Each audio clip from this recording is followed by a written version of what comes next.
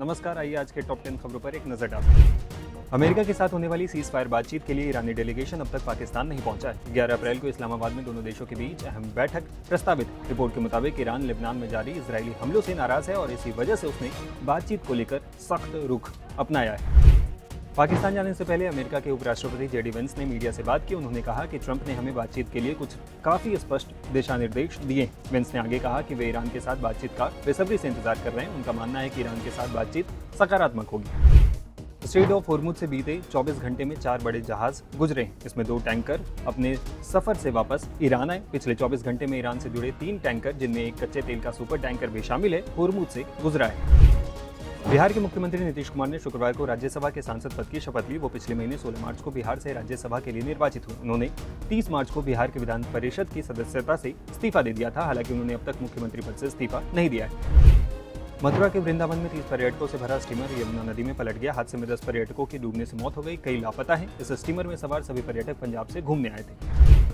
उत्तर प्रदेश में मतदाताओं की संख्या में 84 लाख से ज्यादा की बढ़ोतरी हुई और अब कुल मतदाता की संख्या 13 करोड़ 39 लाख हो गई है। ये जानकारी शुक्रवार को जारी अंतिम मतदाता सूची में सामने आई है।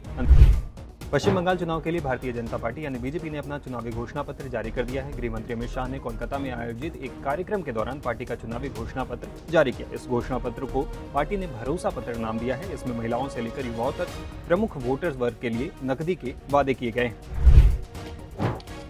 युवाओं के लिए पलायन और ब्रेन ड्रेन रोकने के लिए अगले 5 वर्ष में रोजगारी की अपार संभावनाएं हम सृजित करेंगे और तुरंत जो युवा ग्रेजुएट हुए हैं उनको आगे के प्रयास के लिए 3000 का मासिक भत्ता प्रदान किया जाएगा। प्रतियोगी परीक्षाओं में तैयारी करने के लिए 15,000 की एक मुश्त वित्तीय सहायता युवाओं को दी जाएगी। पेपर लीक और भ्रष्टाचार के कारण जो युवा अपनी आयु गंवा बैठे हैं, योग्यता की जो आयु की सीमा है, वो सभी को 5 साल तक आयु में छूट दिया जाएगा, जिससे वो फिर से एक बार अपना भविष्य तरार सके।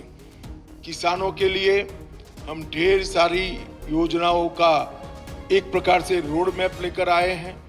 हम प्रधानमंत्री किसान सम्मान निधि के अंदर राज्य की ओर से 3,000 जोड़कर हर किसान को 9,000 की वित्तीय सहायता हर साल हम देने का काम करेंगे। एमएसपी के लिए एक सुव्यवस्थित तंत्र खड़ा कर हर किसान का धान 3100 रुपये के रेट से खरीद किया जाए।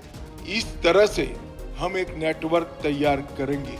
सिंडिकेट जो उर्वरकों की कालाबाजारी कर रहा है और किसान को मोदी जी का भेजा हुआ सस्ते दाम का उर्वरक मिल नहीं रहा है, वो कालाबाजारी को कठोर हाथों से हम समाप्त कर देंगे और उर्वरकों की वितरण की व्यवस्था को सिंडिकेट की जगह सहकारी समितियों के माध्यम से करने का काम भारतीय जनता पार्टी करेगी।